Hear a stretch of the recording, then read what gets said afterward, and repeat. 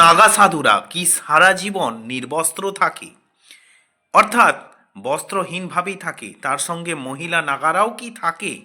Welcome to our channel Suman Sunanda vlogs. তো বন্ধুরা, আপনাদেরকে আজকে নাগাদের যে বিবস্ত্র থাকার সারা জীবনের একটা কাহিনী, সেটা নিয়ে আপনারা যারা কমেন্ট করেছিলেন তা এই ভিডিওতে আমি আজকে বলতে চলেছি।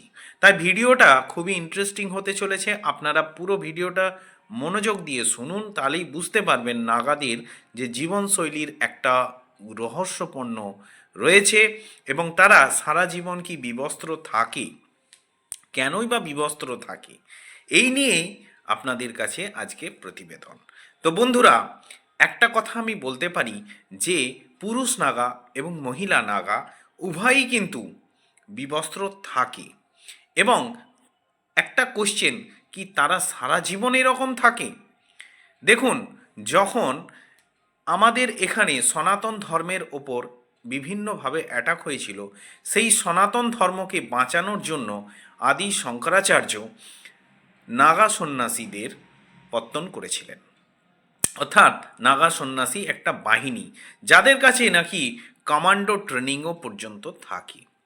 এবার আপনারা এই বিষয়টা শুনলে অবাক হয়ে যাবেন যে নাগা সন্ন্যাসীরা কিন্তু বিবস্ত্র থাকে, এই কথাটা তো 100% ঠিক। কেনই বা থাকে? দেখুন, যখন কমান্ডো ট্রেনিং হয়, তারা কিন্তু বিভিন্ন ধরনের কঠিন পথ দিয়ে তাদেরকে ট্রেনিংয়ে এগোতে হয়। বিভিন্ন ধরনের কঠিন পথ, মানে কি বলবো আপনাদেরকে, যে জল, সমুদ্র, নদী, যেখানে জল নেই, মানে আহার নেই, সেই সমস্ত প্রতিকূল পরিস্থিতির সঙ্গে তাদেরকে লড়াই করে এই কমান্ডো ট্রেনিংয়ের সফলতা প্রাপ্তি করতে হয়। সেই রকম এই নাগা সন্ন্যাসীরা যারা সনাতন ধর্মের রক্ষক, তাদেরকেও কিন্তু সনাতন ধর্ম রক্ষার্থে বিভিন্ন ধরনের তাদেরকে কঠোর এবং কঠিন মাধ্যম দিয়ে এগিয়ে তাদেরকে এই ধর্মকে রক্ষা করতে হয়েছিল।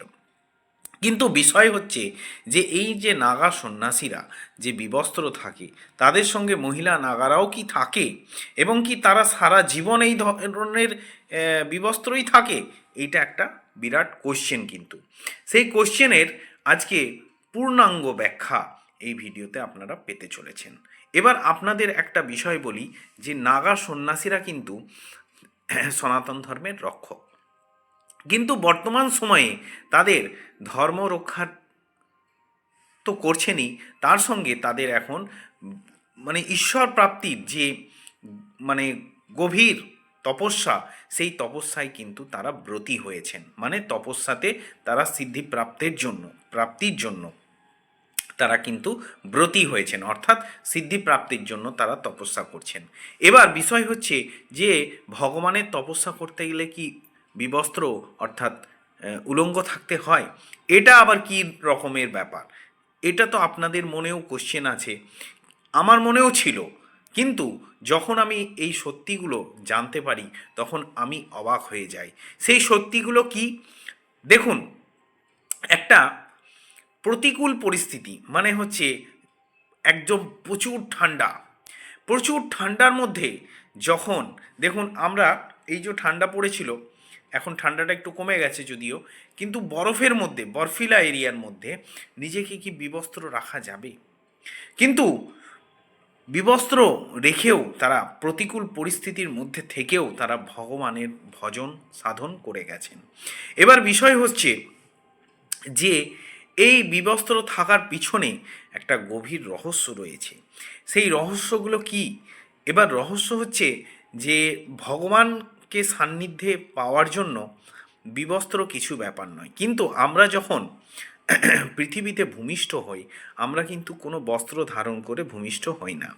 আবার আমরা যখন পৃথিবী ছেড়ে চলে যাই, তখনও কিন্তু আমাদের দেহে কোনো রকম বস্ত্র থাকে না।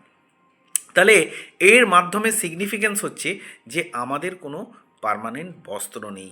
তাহলে নাগা সন্ন্যাসীরা সেই তত্ত্বের ওপর ভিত্তি করে তারা মনে করে যে আমাদের বস্ত্রের কি প্রয়োজন আছে। সেই জন্য তারা যে শরীরে জন্ম নিয়েছে, আবার যে শরীর নিয়েই তারা চলে যাচ্ছে, সেইটাকেই তাদের একটা মেন মাধ্যম মনে করে, এবং তারা আত্মাকে আত্মার শরীর হিসাবে এই দেহকে মনে করে। সেই জন্য তারা যে ধরনের পরিস্থিতিই হোক না কেন, প্রচুর ঠান্ডাই হোক, প্রচুর গরম হোক, যে ধরনের পরিস্থিতিই হোক না কেন, তারা কিন্তু বিবস্ত্র থাকতে পারে। এবং তাদের বিভিন্ন লোক মাধ্যমে, যেমন কুম্ভ মেলা বা বিভিন্ন ধরনের যে মেলাগুলো হয়ে থাকে, গঙ্গাসাগর, এই ধরনের মেলাগুলোতেও যখন তারা আসে তখন কিন্তু তারা লোক সমাগমের মাঝখানেও কিন্তু তারা বিবস্ত্র থাকতে পারে। মানে দেহ ভানটা তাদের মধ্যে কোনো রকম তাদেরকে বিচলিত করে না, এটাই ব্যাপার, তাদেরকে বিচলিত করে না। এবং যদি আমরা দেখি, আমি অনেকটা পিছনে চলে যাই, নাগারা কিন্তু সনাতন ধর্মকে রক্ষা করেছে। নাগা একটা কমান্ডো বাহিনীর সমান কাজ করেছে এবং তাদের কাছে কমান্ডো ট্রেনিংও থাকে।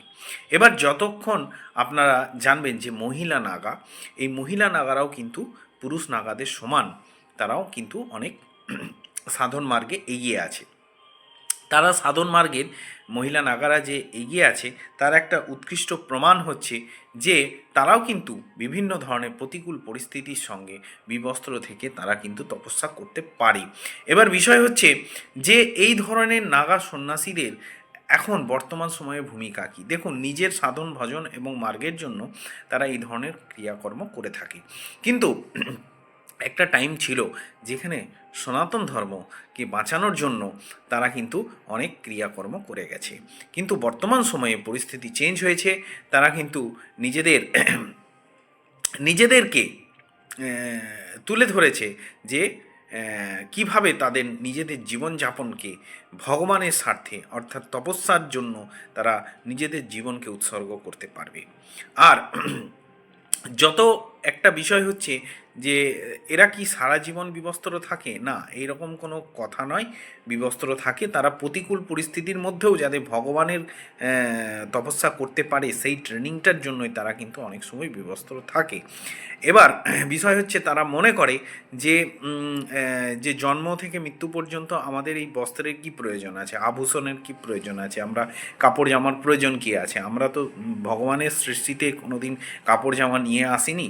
সেই জন্য তারা কিন্তু এই ধারণার থেকেও তারা কিন্তু এই ধরনের করে থাকে।